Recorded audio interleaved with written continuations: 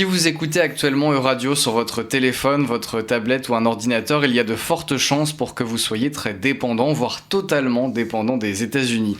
Google, Meta, Microsoft, autant d'entreprises américaines du numérique qui sont omniprésentes dans notre utilisation du quotidien.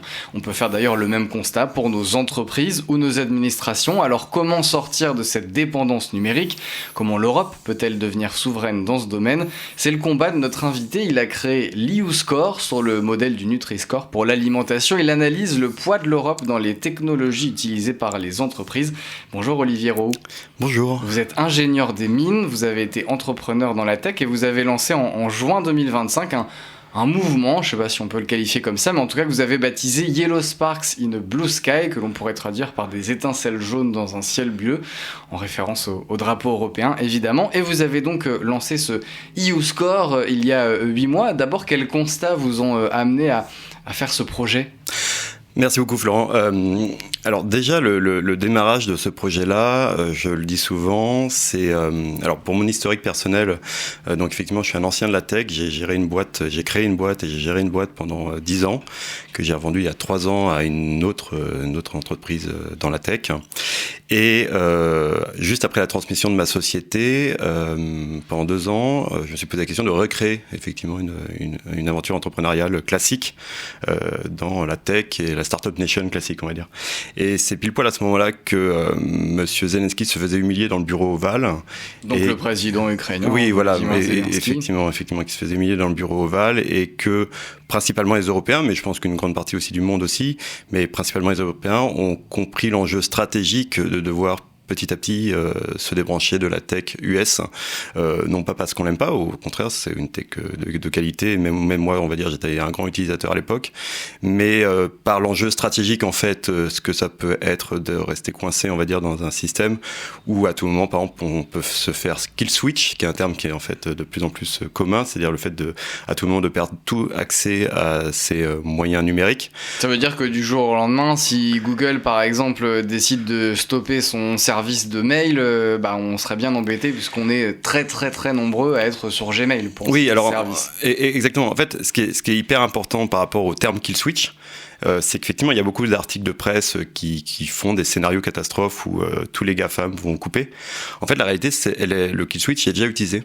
C'est-à-dire que c'est ça qui est hyper important en fait à dire, c'est que par exemple Nicolas Guillou, qui est quand même un juge à la Cour pénale internationale, qui est quand même la Cour pénale internationale a été créée à des moments on va dire sombres de l'histoire où effectivement pour donner les moyens de juger quelqu'un internationalement, en fonction d'une décision qu'il a prise, les États-Unis ont fait le choix, l'administration américaine a fait le choix de couper tous ces accès de toute solution en fait informatique américaine voyant passer son nom, qui peut faire que à date en fait, même s'il utilise un système de paiement ou c'est un site web qui à un moment dans sa chaîne numérique utilise un système par exemple informatique américain qui voit passer le nom Nicolas Guillou, il se fait couper. D'ailleurs ce qui est assez drôle, il a témoigné récemment à l'Assemblée nationale lors de la commission d'enquête sur la dépendance numérique.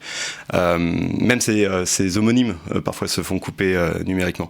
Donc en fait, le kill switch, le fameux scénario, existe déjà à l'échelle individuelle. Ça veut dire qu'on peut déjà couper les services numériques américains. Les entreprises du numérique peuvent déjà, entre guillemets, couper notre accès. Ils le font déjà. Voilà, ils le font déjà. Sous pression du gouvernement américain. Et qui fait qu'en fait, pour répondre à la question, c'est que c'est déjà mis en œuvre et c'est une menace. C'est une menace permanente sur des individus. Et donc, qu'est-ce que vous vous êtes dit, vous, pourquoi vous avez décidé de créer cet outil, le EUScore ? On va détailler évidemment ce que c'est juste après.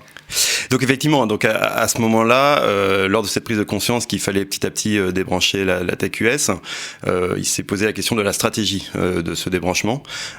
Et donc il y a eu ce moment-là en fait que j'appelle le moment du grand boycott, c'est-à-dire que vraiment au moment où effectivement le président ukrainien se faisait humilier dans le bureau ovale, il y a eu pas mal d'initiatives qui ont été mises en avant de solutions alternatives aux GAFAM, des plateformes qui mettaient en avant effectivement des solutions alternatives.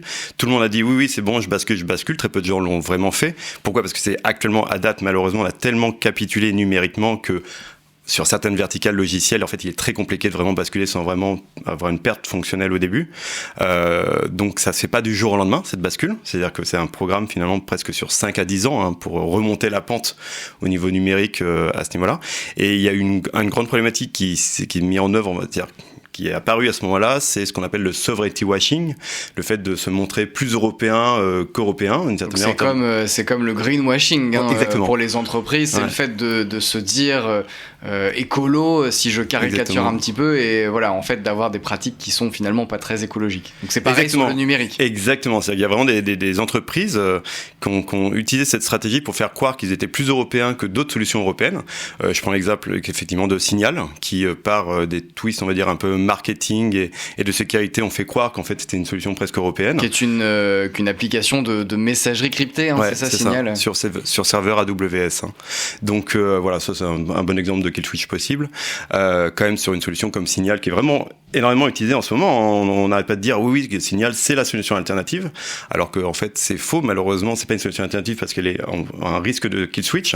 Et je préfère. Puisqu'elle est, vous avez signé, elle est sous serveur Amazon, c'est-à-dire sous serveur Amazon. Ouais, donc en fait dépendante aussi d'un outil américain. Donc je pense pas que Nicolas Guyot puisse utiliser facilement Signal. Par contre, effectivement, il peut utiliser Allvid, qui est une solution européenne qui pour le coup effectivement est indépendante.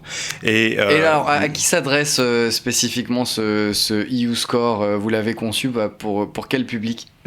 Donc, totalement. C'est-à-dire que à ce moment-là, en fait, où il y a eu ce sovereignty washing, il fallait mettre en place un référentiel d'analyse permettant, et là je fais l'exemple, on est tous un peu comme ça dans notre famille, que même ma grand-mère et mon grand-père puissent comprendre. Ça veut dire quoi être une solution plus ou moins européenne. Et c'est là, en fait, on a défini un certain nombre de critères qui évoluent d'ailleurs régulièrement, comme le Nutri-Score, c'est-à-dire c'est tout le clin d'œil qu'on peut faire au Nutri-Score, qui d'ailleurs, Nutri-Score, c'est pas que franco-français, c'est vraiment utilisé par plus de 250 millions d'Européens. Donc c'est vraiment une habitude de consommation, en fait, au niveau du consommateur et européen. Et le Nutri-Score est un référentiel qui évolue régulièrement. C'est-à-dire que au fur et à mesure des critiques qu'il peut y avoir sur produits trop salés ou ultra transformés, le Nutri-Score évolue. C'est la même stratégie avec le UE Score, c'est que c'est quelque chose de très simple en termes de lecture, au moment de l'acte d'achat, de comprendre si c'est plus ou moins européen et a plus ou moins impact européen de prendre telle ou telle solution numérique à date. Et après, avec des critères qui sont très facilement lisibles, comme le pourcentage de population en Union européenne, le pourcentage des investisseurs en Union européenne. Donc, quand vous dites le pourcentage de population de l'Union européenne, c'est le pourcentage de salariés dans l'entreprise. C'est ça, c'est ça exactement. Donc en fait, on prend tous les critères qui sont à date des critères, on va dire, même oratoires, de savoir est-ce que c'est plus ou moins européen, et on les compile, et c'est comme ça qu'on donne ce fameux EU Score, donc EU Score, pour comprendre effectivement ce qu'on achète. Et donc comment ça marche? Vous contactez les entreprises, elles vous font part de leurs solutions européennes, ou c'est vous prenez une entreprise au hasard, vous faites des recherches et vous établissez ce EU Score? Alors oui, ça c'est un point qui est hyper effectivement stratégique dans notre démarche, c'est qu'en fait, nous, en tout cas le mouvement qui a été créé, donc que vous avez cité, Yellow Spark et No Blue Sky, notre association a pour but effectivement de développer des technologies permettant d'accompagner donc le consommateur et l'acheteur vers plus d'autonomie effectivement stratégique au niveau informatique et informationnel. Mais nous, on développe des plateformes. Donc en fait, on n'est pas directement éditeur de contenu. Exemple, c'est-à-dire qu'en fait notre modèle est basé sur un modèle Wikipédia, c'est-à-dire qu'en fait on a créé la structure permettant à n'importe qui de déclarer des informations sur une entreprise, à l'entreprise elle-même de pouvoir proposer des actes de vérification. En plus de ça, maintenant évidemment avec les IA, on a des bots de vérification qui vérifient effectivement si une information peut être plus ou moins fausse ou mensongère.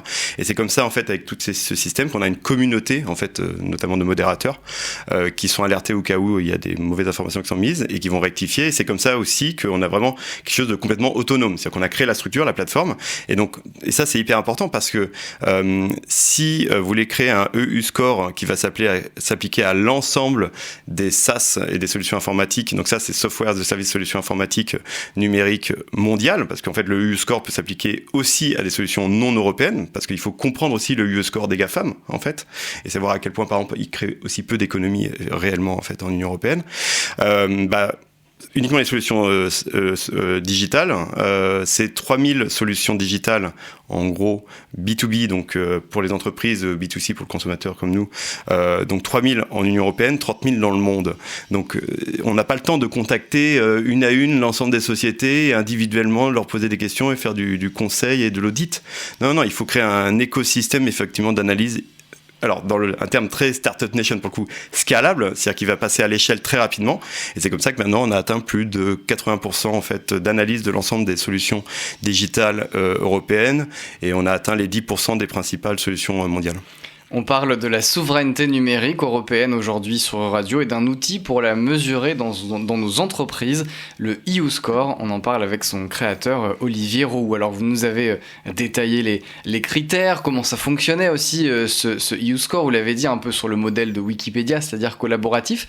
Comment ça a été perçu par les entreprises dont un score a été donné? Est-ce que vous avez été contacté par certaines d'entre elles? Est-ce que ça se fait aussi en collaboration avec elles? Vous avez dit que vous pouvez elles-mêmes remplir leurs informations. Voilà comment ça a été perçu par les entreprises.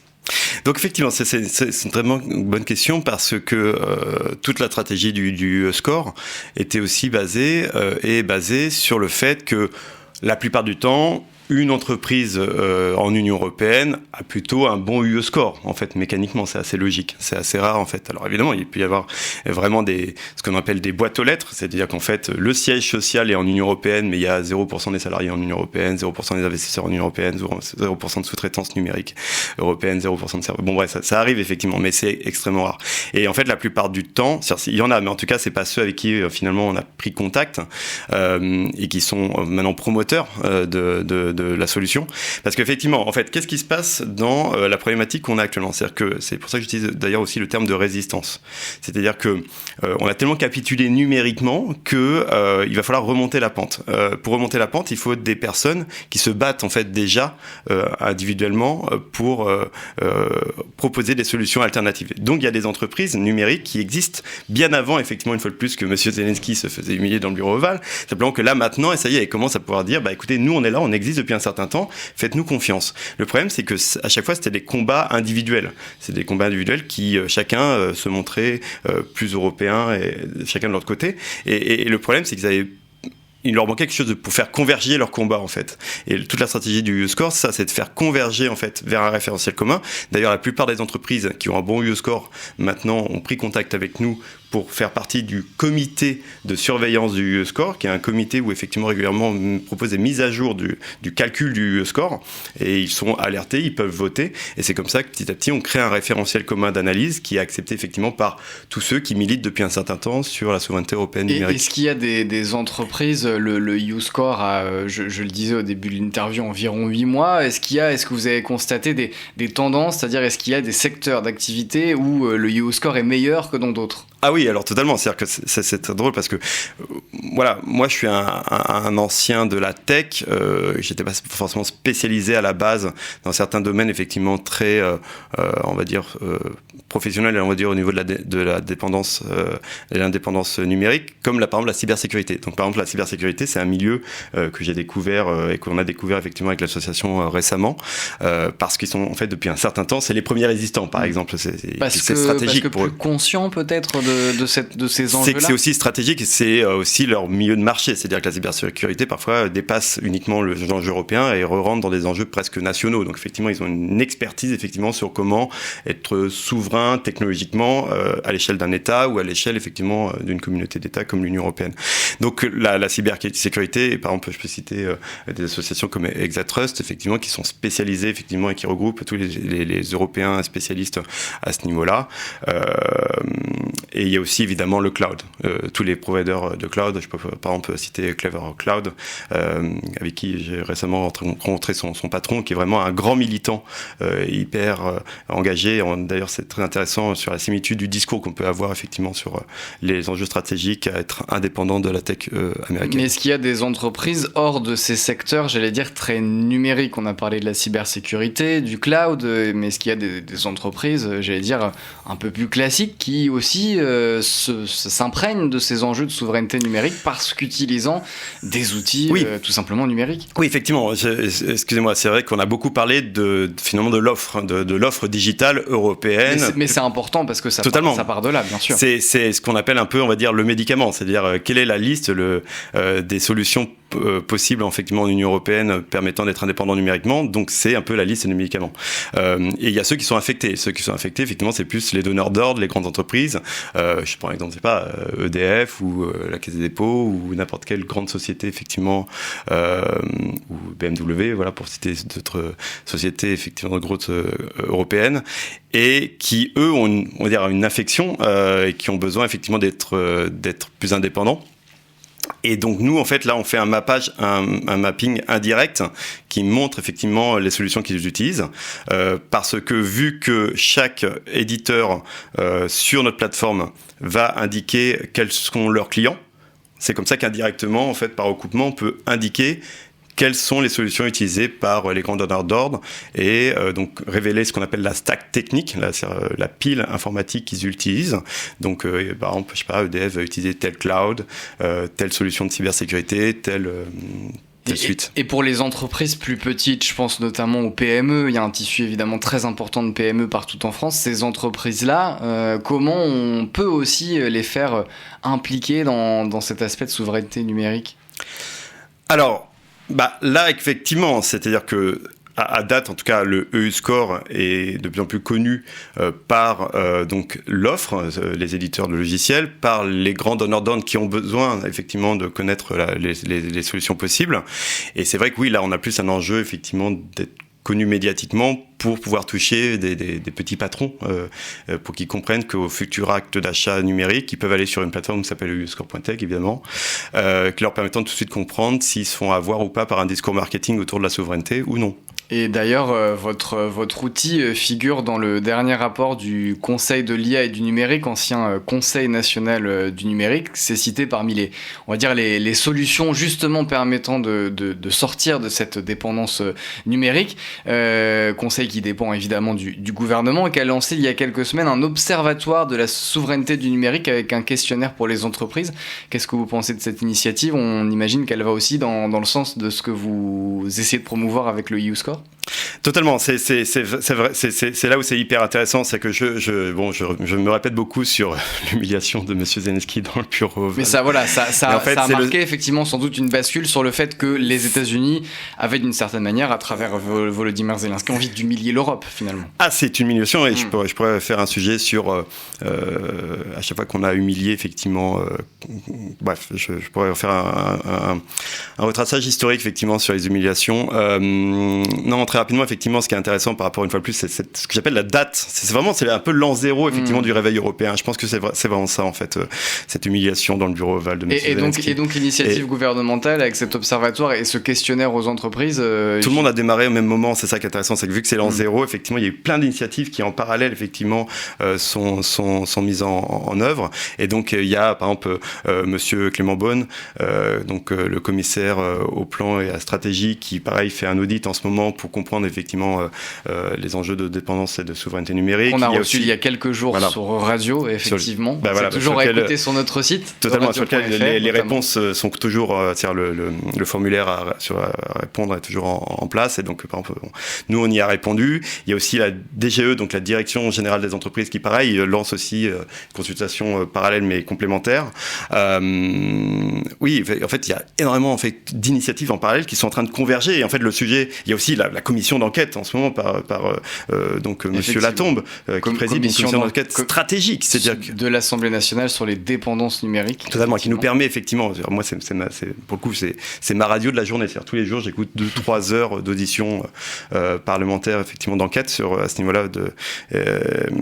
Et en fait, ça nous permet de parfaitement comprendre là où on en est. On est quand même encore en train de comprendre ce qui se passe pour pouvoir agir par la suite. Parce que c'est ça aussi toute la stratégie à mettre en œuvre. C'est qu'il y a le temps du commentaire, il y a le temps de l'action. Et donc justement, Olivier Roux, pour terminer sur le temps de l'action, évidemment, ça se joue aussi au niveau... Et surtout au niveau européen, la Commission européenne va dévoiler prochainement un Tech Sovereignty Package, un paquet de souveraineté de la tech. Qu'est-ce que vous en attendez, vous ? Et qu'est-ce que vous pensez de manière générale des réponses européennes actuelles ? En fait, c'est là où c'est hyper intéressant. C'est comme je disais, on est vraiment tous alignés, on a tous démarré au même moment, que ce soit à l'échelle individuelle, associative comme nous, et on va dire plus globaux. Et en fait, ce qui est intéressant, c'est que là, on est en train de tous de converger, et donc indirectement, sans prétention aucune, en fait, on apporte tous notre pierre à l'édifice, et c'est du lobbying positif d'une certaine manière, c'est qu'on inspire effectivement avec des initiatives locales et individuelles ou associatives, et c'est comme ça qu'effectivement, je pense, on va avoir les meilleurs textes et les meilleures réponses, et au pire, s'il y a encore des ajustements à faire, une fois plus comme Nutri-Score, on pourra les proposer parce qu'on aura suffisamment bien étudié. Mais qu'est-ce qui doit, j'allais dire, absolument, selon vous, figurer dans ce paquet de souveraineté technologique présenté par la Commission européenne ? Là, je vais faire... Vous êtes aux manettes de la Commission, qu'est-ce que vous faites ? Une mesure, on n'est pas obligé de détailler, effectivement. Non, mais là, clairement, dans ce cas, je vais faire une publicité directement, effectivement, par rapport au UE-Score. Faut vraiment comprendre que nous, stratégiquement, en fait, le UE-Score, et c'est pas pour rien qu'on s'appelle EU-Score, c'est-à-dire que notre mission ultime, c'est à un moment que le référentiel qu'on a créé soit copiloté, ou en tout cas qu'on alimente effectivement des décisions stratégiques en termes d'actes d'achat. Donc que ce soit par exemple un critère d'appel d'offres, qui est déjà le cas. C'est-à-dire qu'en gros, nous, le UE-Score fait que maintenant, il y a des entreprises digitales européennes qui mettent en avant leur UE-Score sur leur site web, comme Nutri-Score, mais numérique. C'est-à-dire qu'en bas de page, ils indiquent leur UE-Score qui renvoie directement en un clic à leur fiche avec le détail indépendant, effectivement, de leur discours marketing, indépendant sur en quoi ils sont européens. Donc, ils le mettent en avant. En allant sur le score, ça met aussi en avant d'autres solutions européennes. Donc finalement, c'est de la pub pour toute la communauté des solutions européennes. Et c'est en train de devenir effectivement un critère d'achat pour la commande publique ou à l'échelle européenne ou même à l'échelle privée, bref. Et là, en fait, par exemple, je sais pas, ça pourrait être intéressant qu'il y ait un texte de loi qui dise, maintenant, tout appel d'offres public-privé, on recommande, ou c'est une obligation d'être minimum, je sais pas, A+, AA, triple A. Donc le EU-Score devienne un outil public, finalement. Ça serait... en tout cas, qu'il soit adopté par tous. C'est votre espoir. Et que ça devienne un référentiel de public et utilisé par... C'est comme le Nutri-Score, en fait. C'est vraiment je pense que la mission sera terminée à ce moment-là. En tout cas, on espère pour vous, Olivier Roux, que vos vœux seront exaucés. En tout cas, merci beaucoup d'être venu nous parler de ce EU-Score. C'est donc euscore.tech pour retrouver cet outil et donc qui pourrait peut-être un jour être suivi d'un outil plus large au niveau de la Commission européenne. Encore merci, Olivier Roux, d'être venu nous parler de ce sujet important sur Euradio. Merci, EU Radio.